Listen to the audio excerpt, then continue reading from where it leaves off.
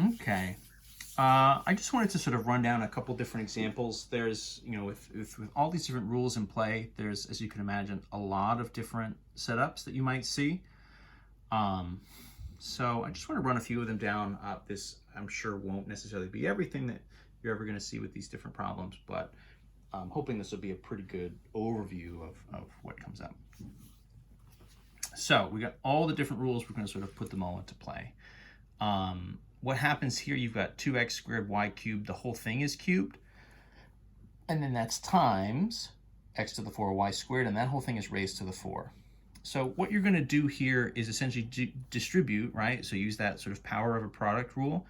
Distribute this cube to all of your terms here. So 2 cubed, right? X squared, kind of quantity cubed, y cubed, quantity cubed, times, same thing for the second one, but now everything is raised to the 4. So that would be x to the 4 kind of raised to the 4 times y squared raised to the 4. We want to do all of this first. You can't jump from the inside of this parentheses to the other parentheses over here. They're raised to different powers, right? So that's not going to work. You will add the powers together, but only after you've cleaned everything up over here first. The number is just a number, right? 2 cubed is 8.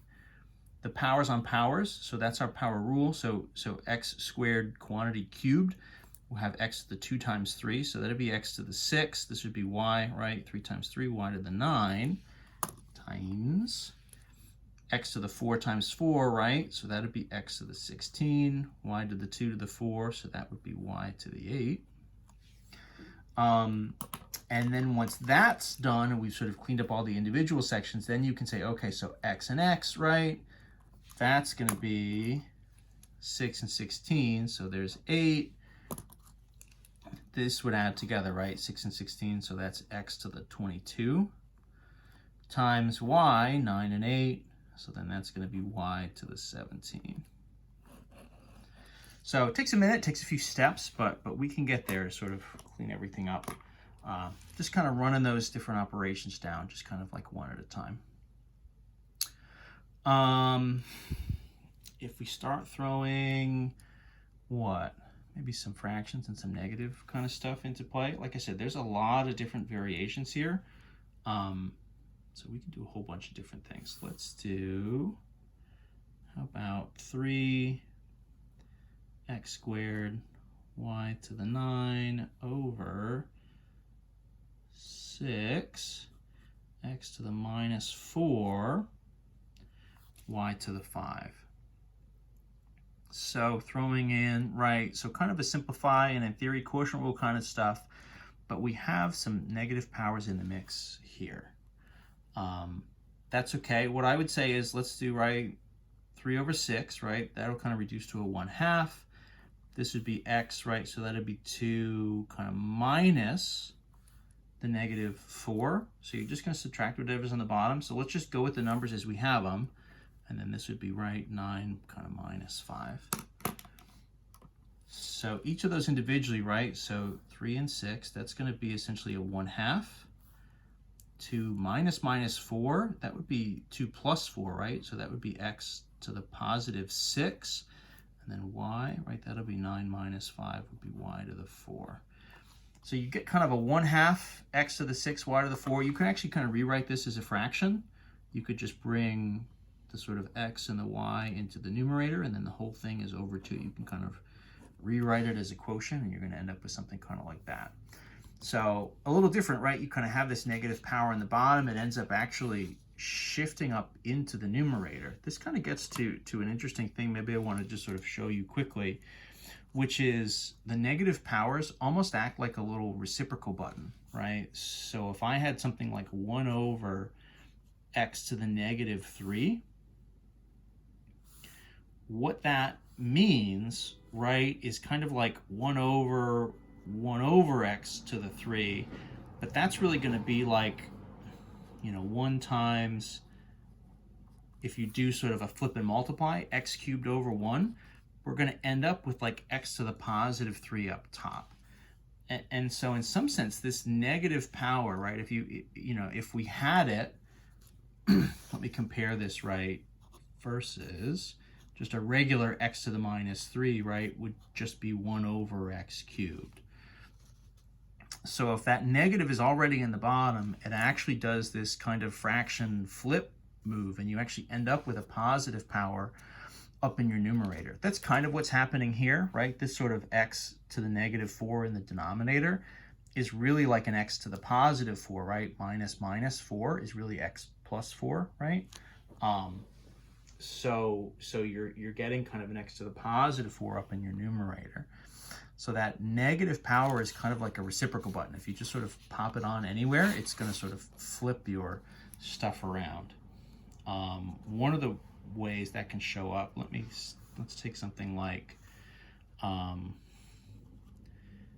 w cubed y to the negative 2 over, I don't know, 2w to the 4 y to the 6, and then the whole thing is like raised to the negative 2.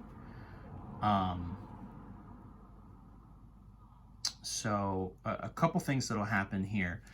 This like negative power, oh, I don't know if we talked about that yet, actually. Let's do a quick little note.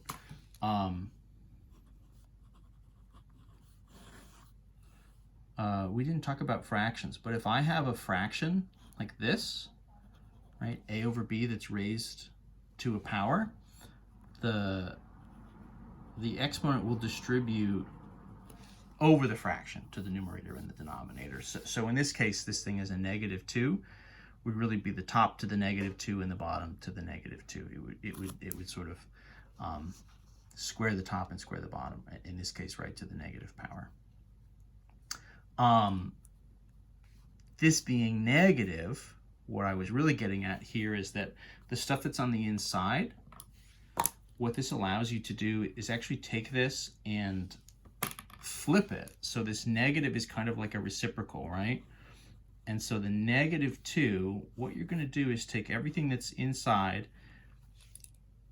You can do this as a positive 2, but you're going to flip the top and the bottom. So 2w to the 4, y to the 6, right? And then this would be w cubed, kind of y to the minus 2, but now it's in the denominator. So this negative on the outside will kind of flip, just like 180, right? Flip-flop the numerator and the denominator positions, and then you can approach this by doing, okay, you can either square everything or you can kind of clean it up first and square it afterwards. I think what I would do actually maybe is clean everything up in here first. So this would kind of be like what? 2 doesn't have anything it's pairing with, so 2 over 1. This would be kind of w to 4 minus 3. This would be 6, right, kind of minus minus 2. And the whole thing is kind of quantity squared. So this is really ending up as like 2, right, kind of w to the 1, y, 6, right, minus minus 2, 6 plus 2 to the 8. And then that thing is squared. So then you're saying, right, 2 to the 2, w to the 2, y to the 8 times 2. So this is 4 w squared, right, kind of y to the 16. Right, so you're doing this kind of stuff. You're really just doing all of these different options. You're kind of throwing them at the table, or throwing them at the wall, I guess. They're all on the table. And all this stuff is in play. Like I said, there's a lot of different variations there. The one thing I'll say is if you end up with anything that's raised to the 0, it means the whole thing is 1, right? The book is kind of is probably going to do something where they give you something that looks really big and long, but like somewhere in there it's something raised to the 0, or maybe even the whole thing is raised to the 0, and that means it's just going to be, the whole thing will be positive 1, and you don't really need to bother with trying to clean it up more than that. That's enough. Anyway, I'll leave you guys there for P2, and we'll look for some more videos in our next section, which is P3.